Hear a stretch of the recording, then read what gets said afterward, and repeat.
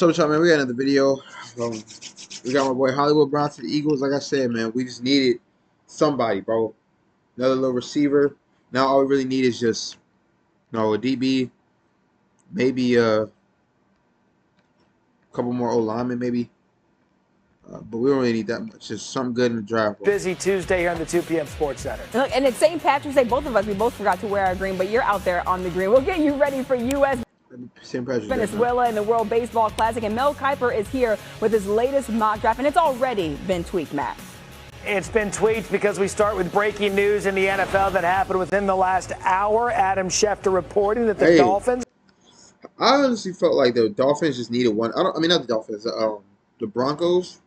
I thought they needed just one more receiver. That's what I said when he did that. When Matthew Geese did that mock draft video. Because I was thinking honestly, bro, if they get one more receiver, they'll probably be good, bro. Our traded receiver Jaylen Waddle to the Broncos. Miami gets Denver's first. I just felt honestly, once Tua left, I wasn't surprised Jaylen Waddle left. You know what I'm saying? Because I felt like they were like a duo. Round pick, 30th overall, along with the 3rd and 4th round picks.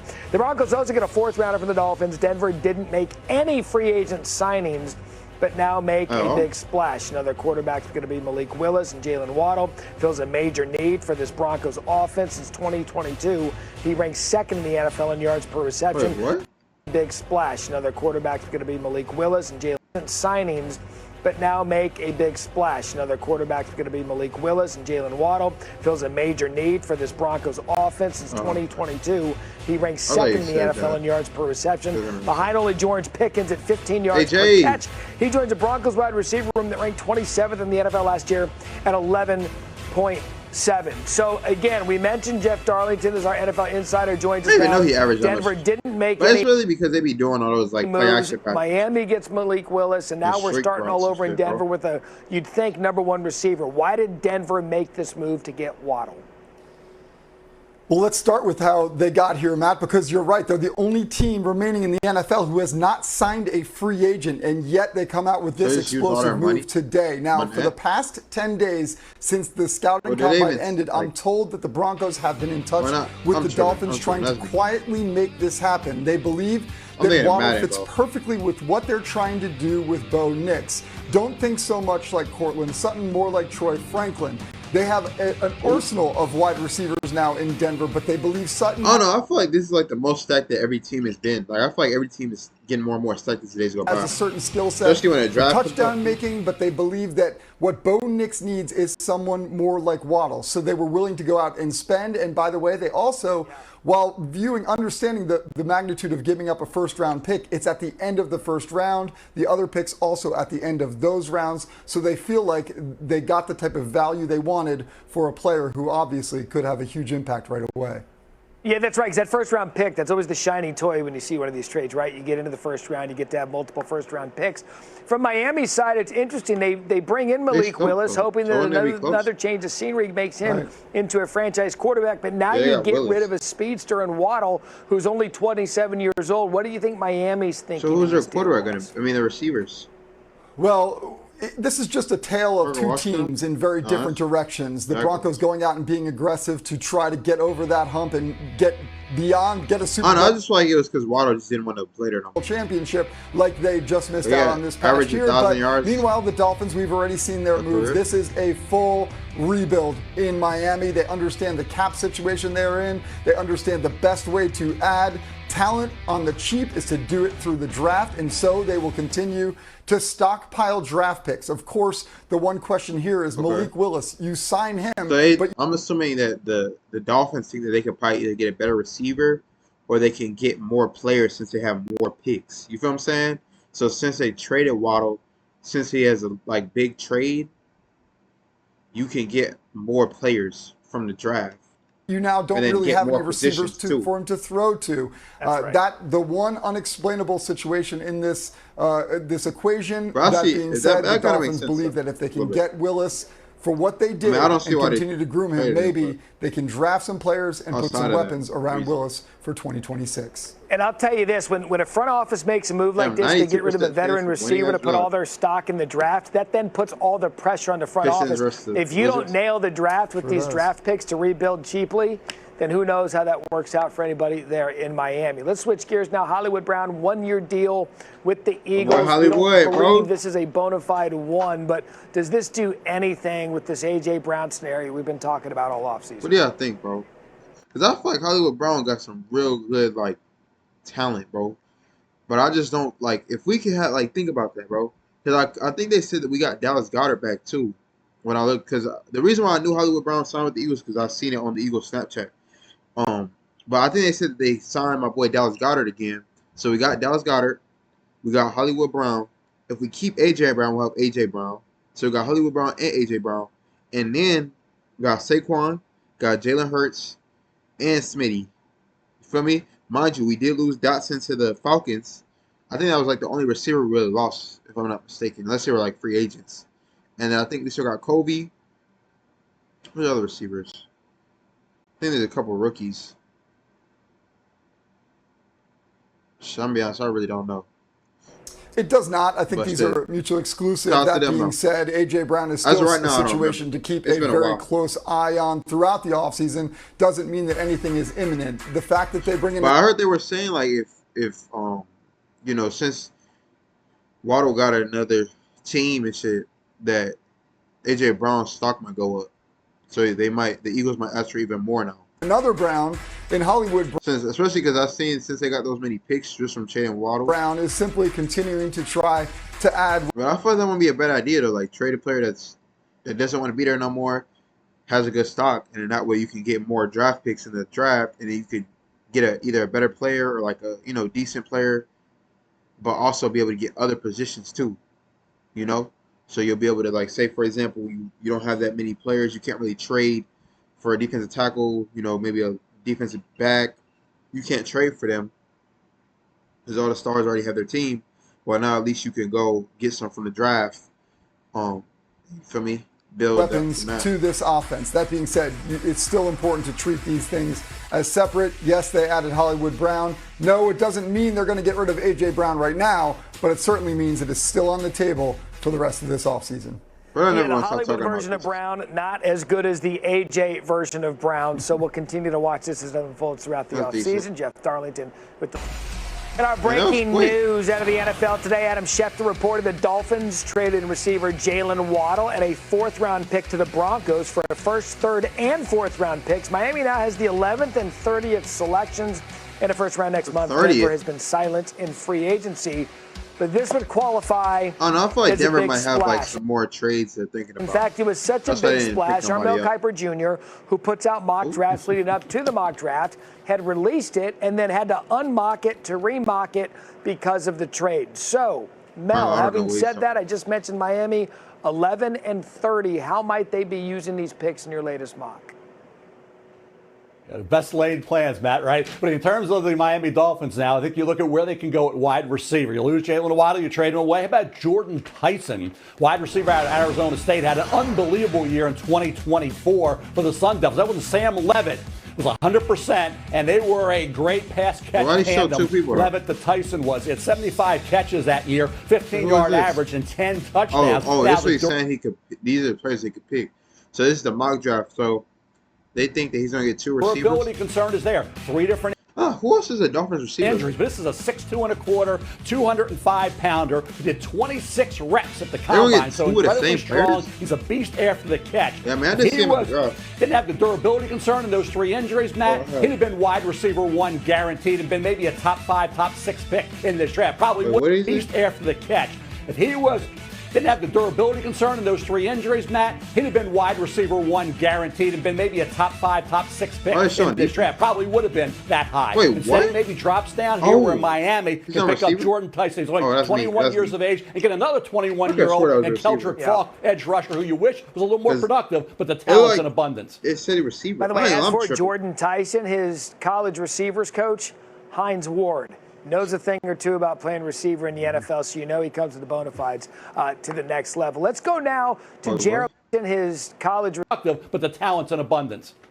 By the way, as for Jordan Tyson, his college receivers coach, Hines Ward, knows a thing or two about playing receiver in the NFL, so you know he comes with the bona fides to the next level. Let's go now to Jeremiah Love. We love the running back out of Notre Dame. You actually have... This is the mock draft, bro, for me. Okay.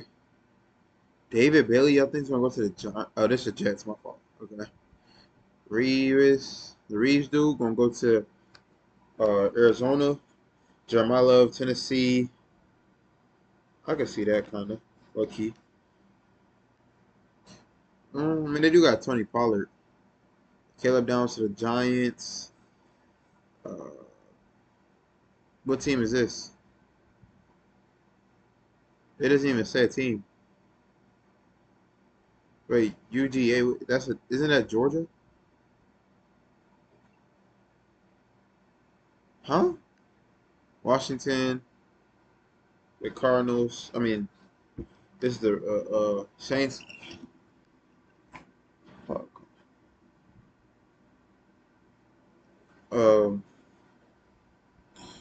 Kansas City. Him jumping now into the top. Isn't UGA? Isn't that college? 5, going 4th overall to Tennessee. Why the big jump for Jeremiah?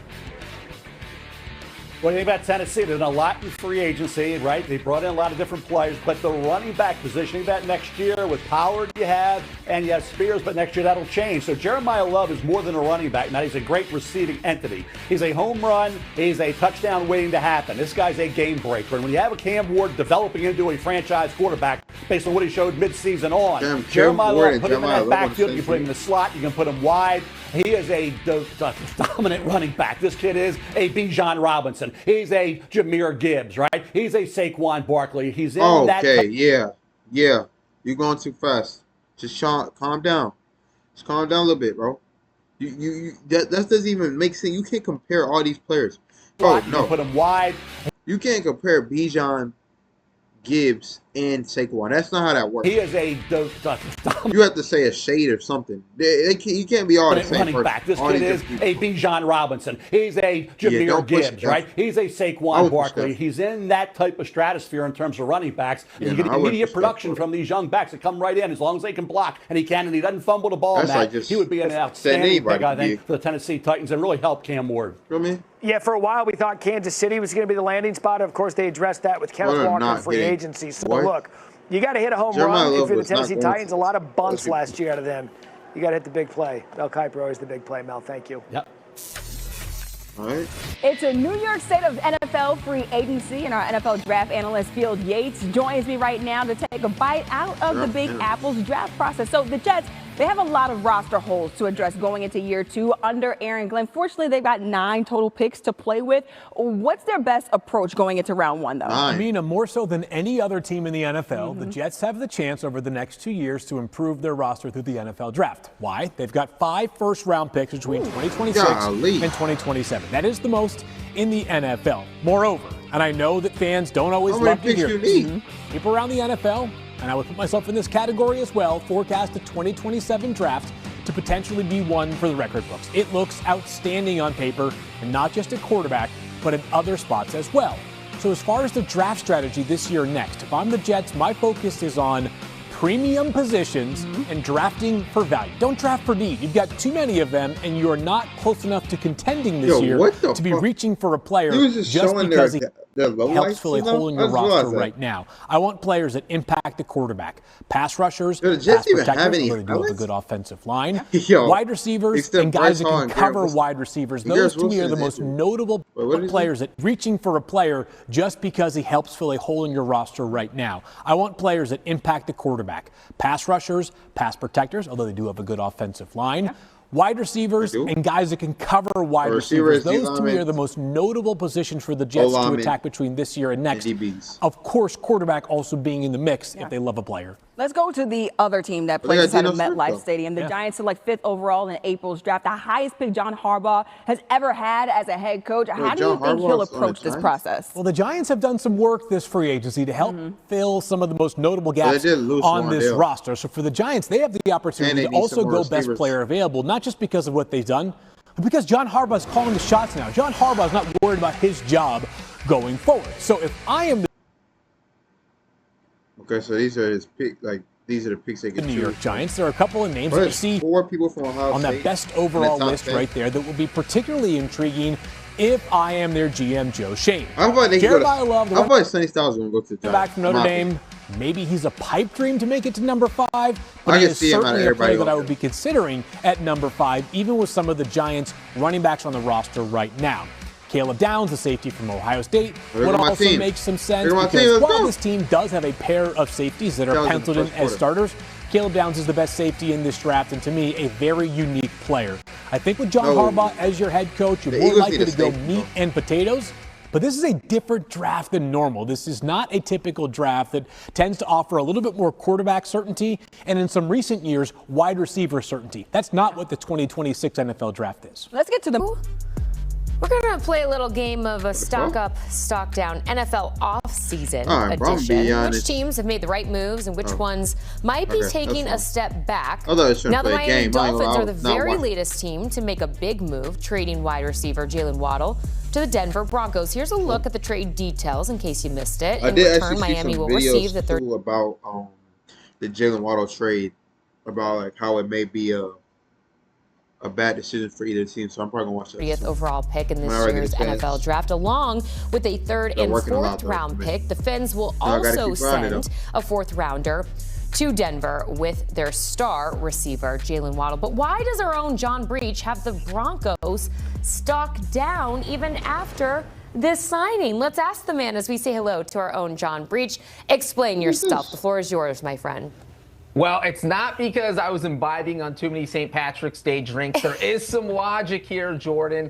I think you have to go back and look at what the Denver Broncos did in free agency, which was absolutely nothing. They were the only team in the NFL that didn't go out and sign an external free agent. So they did not bring in any new players. That's a team that either you're content with your roster or you just got outbid for everyone you were trying to sign. Whatever the reason was, Denver just did not improve their roster. It's not like they didn't have any needs. They lost John Myers on the defensive line, so they could have definitely stood to bring someone in there. They could have used some tight end help, and then of course they could have used some receiving help. Yeah, now, I don't know. I thought they had Evan Ingram. Broncos woke up this week, looked at their roster, and they were like, okay, well, we got to do something. So they go out, they make this huge splash trade for Jaylen Waddle, which is good for them because they do need receiving help. You have Cortland Sutton now. You have Jaylen Waddle. But you look at what they gave help. You have Cortland Sutton now. You have Jaylen Waddle. But you look at what they gave up. This just feels like they overpaid because they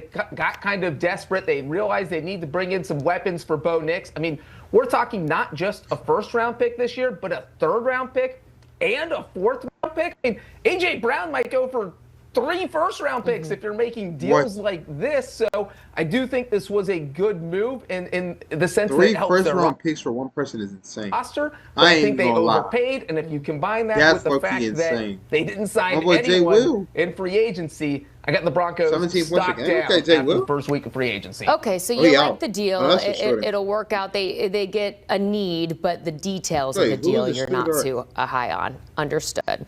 Let's go ahead and see which team you have their stock rising. And next up, that's the Rams. They, of course, made the move for Trent McDuffie. Why do you see their stock rising, and how does he change the identity of this defense? Well, I think when you look at the Rams, this was already a team that had one of the best rosters in the NFL. And so really all they needed to do was improve at the cornerback position. That was kind of their one hole. General manager Les Snead mentioned back in February that, hey, that's the spot we have to attack and we have to get better at. So what they do, they go out and make this huge trade with the Chiefs. They give up 1 first-round pick, which in this sense makes a lot of sense because that's where you needed someone. They turn around and make Trent McDuffie the highest paid quarterback in NFL history. So now they have instantly upgraded at the position. And if they would have stopped there, I would have said, you know what? The Rams have had a great offseason so far, but they didn't. They went out and stole Kansas City's other starting quarterback and got Jaylen Watson. So now you have Watson and McDuffie. They re-signed Cam Curl, their safety. So now you have totally fortified that secondary into one of the better units in the NFC, if not the entire NFL. Then they made a bunch of other small moves. They re-signed Tyler Higbee. We saw the tight ends getting a lot of use last season. Sean McVay throwing 3 of them out there at one time with his 13 personnel. And the other thing I like about the Rams is that they have the best free agency out of any team in the NFC West. I mean, you look at the Seahawks. They lost several key players. Boye Mafe, Kenneth Walker, Kobe Bryant. You look at the Cardinals. They still have to figure out the QB position. Right now it's Gardner Minshew and Jacoby Brissett. And if you look at the 49ers, the highlight of their free agency was signing a 33-year-old wide receiver. So the Rams had the agency was Minshew and Jacoby Brissett. And if you look at the 49ers, the highlight of their free agency was signing a 33-year-old wide receiver. So the Rams had the best free agency in the NFC West and possibly the entire NFL. Wait, what? Rams had the best free agency in the NFC West and possibly the entire NFL. Let's get to the Steelers now, whose notable addition, of course, was to their backfield, Enrico Dowdle. Why is this a stock up for you, and just how much does he add to this offense? Yeah, you look at this. This looking decent. Steelers, it feels like people are kind of sleeping on them. This team just won the AFC North, and it really feels like they went into free agency thinking, how can we improve the offense so we can convince Aaron Rodgers to come back? Because that's the one thing they're waiting on is at quarterback. Well, they lost Kenneth Gainwell to the Buccaneers, so you need some running back help. And Enrico Dowdle is that guy. The man is a human steamroller. He has gone over 1,000 yards in each of the past 2 seasons. Did it with the Cowboys a couple years ago. Did it with the Panthers last year. So he kind of takes some pressure off the quarterback, and that's what you want when you have an older guy, potentially have an older guy under center like Aaron Rodgers. And let's not forget, this team also went out and made a trade for Michael Pittman. They absolutely needed a number 2 receiver. That's another thing Rodgers will love if he comes back. They also love what they did in the secondary. They got one of the top free agent corners in Jamel Dean, and then added a couple safeties in Jaquan Brisker, Darnell Savage. So this roster looks a lot better, and they just came off an AFC North title.